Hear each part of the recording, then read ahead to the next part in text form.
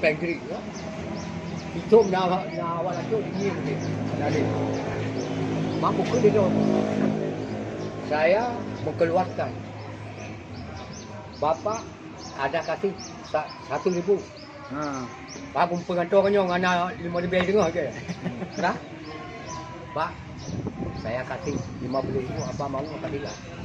Saya tahu kalian operasi dari Jakarta 6 bulan di Provinsi Aceh ini, saya tahu gajinya yang dapat 150.000.